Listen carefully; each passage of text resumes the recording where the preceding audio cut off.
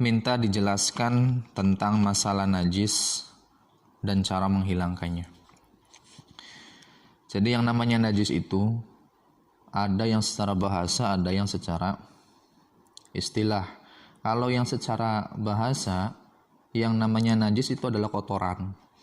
Sedangkan menurut istilah, yang dinamakan dengan najis itu adalah sesuatu yang dapat mencegah sahnya sholat.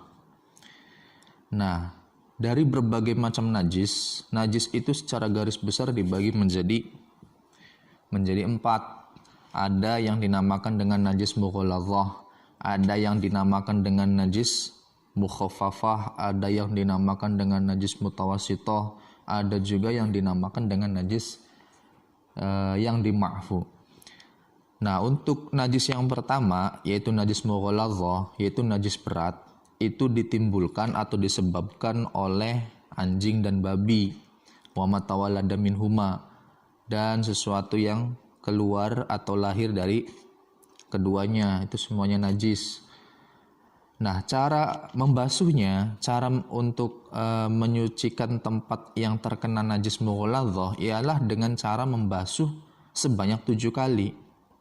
Permulaan atau penghabisan dari 7 basuhan tersebut itu menggunakan air, yang air tersebut itu dicampur dengan tanah.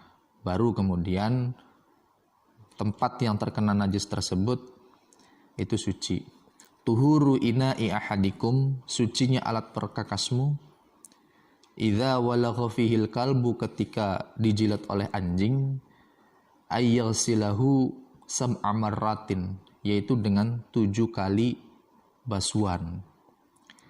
Ulahunna au ukhrahunna biturabi, permulaan atau akhiran itu menggunakan air yang dicampur dengan tanah. Rawahu at-Tirmidzi. Nah, kemudian yang kedua, ada yang dinamakan dengan najis mukhaffafah. Najis mukhaffafah ini najis ringan. Nah, najis mukhaffafah ini disebabkan atau timbul dari air kencing anak laki-laki yang usianya kurang dari 2 tahun dan belum makan apa-apa selain air susu ibu. Nah, cara untuk mencucikan tempat yang terkena najis tersebut itu sangatlah mudah. Cukup dengan memercikkan air pada daerah tersebut sampai benar-benar bersih. Dalam riwayat dari Abu Dawud dan Nasa'i, yuhsalu min baulil jariyati wa yurashu min baulil ghulami. Barang yang terkena air kencing anak perempuan itu harus dicuci, sedangkan barang yang terkena air kencing anak laki-laki cukup dengan memercikkan air pada area tersebut. Nah, kemudian yang ketiga, ada najis itu dinamakan dengan najis mutawassithah, najis sedang, berat tidak, ringan juga tidak. Nah, najis mutawassithah sendiri itu timbul atau disebabkan dari berbagai macam.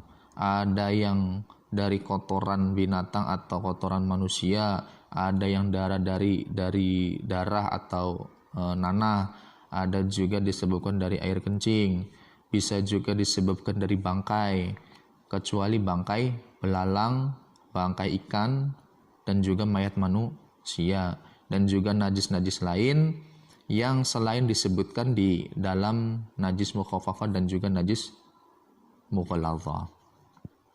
Nah, secara garis besar pula yang namanya najis mutawassithah itu terbagi menjadi 2. Ada najis ainiyah, ada najis hukmiyah. Kalau najis ainiyah itu najisnya itu masih nampak, tapi kalau najis hukmiyah bentuk daripada najisnya itu sudah tidak ada. Makanya cara membersihkannya beda. Kalau najis ainiyah, cara membersihkannya adalah kita buang dulu ainun najasahnya. Kalau ada kotoran kambing, buang dulu kotoran kambingnya. Kalau ada kotoran ayamnya dibuang dulu. Kalau ada air kencingnya dibuang dulu. Baru kemudian bekas daripada najis tersebut kita basuh bersih sampai hilang sifat dari najis tersebut, baik rasa, bau maupun warna. Nah, sedangkan untuk najis hukmiyah, karena bentuknya itu sudah tidak ada, tinggal bekasnya saja.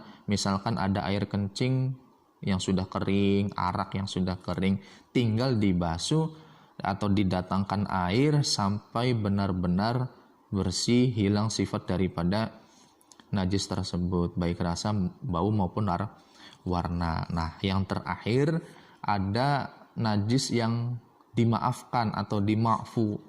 Najis ini sebagai contoh secara garis besarnya ada 4, yaitu bangkai yang bangkai tersebut itu memiliki darah yang tidak mengalir. Contohnya seperti nyamuk, kutu, semut dan sebagainya. Itu najisnya itu dima'fu. Kemudian yang kedua, najisnya sangat sedikit, makanya najisnya itu dima'fu. Kemudian yang ketiga, ada darah atau nanah yang keluar dari bisul atau kudis misalkan yang belum sembuh, itu juga dima'fu. Dan yang keempat, yaitu debu yang terkena najis kemudian berterbangan sehingga kita sulit untuk menghindarinya, maka najis yang terbawa oleh debu tersebut itu dima'fu. Wallahu a'lam bishawab.